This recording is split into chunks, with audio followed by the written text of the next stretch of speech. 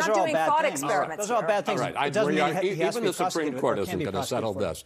I want to talk about, because there's plenty to talk about with Donald Trump this week.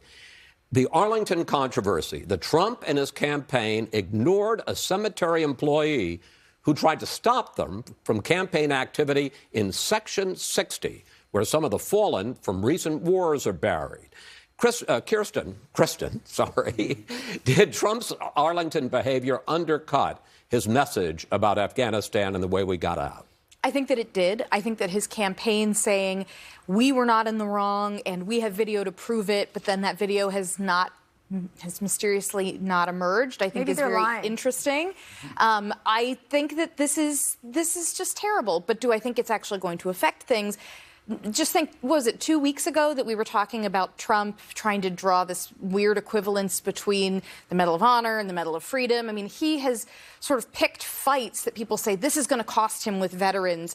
And, you know, the community of veterans is a very politically diverse community. He has some families there that said, yes, come with us to Section 60. And he has others that say, no, we think this guy's a disgrace. All right, but it does get worse. Trump took pictures, smiling and giving a thumbs up at those grave sites in Section 60, and his campaign attacked the cemetery worker as a despicable individual who was suffering a mental health episode. Yeah. Kara, but forgotten in all of this was the 13 people, 13 soldiers who died at Abbey Gate at the airport in Kabul. This was a political event for him, and then there was some scheme around Kamala Harris, too. There's all this stuff.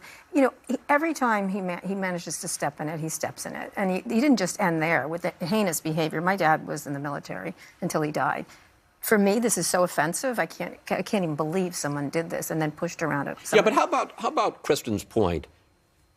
You find it offensive. A lot of stuff that he says is offensive, but it doesn't matter. You don't have to be offended. I think most people whose parents went in the military would be offended, but that's okay. You don't have to be. But then he tops it by doing the other thing around Kamala Harris, tweeting something about sexual activity, which is comparing her to Hillary Clinton, a really grotesque way. He just one after the next after the next. It's offensive to someone somewhere. He's not adding voters. He's subtracting voters. Well, let's talk about one way in which he is trying to add voters. He's trying to blunt the abortion issue, which he has admitted is a tough issue since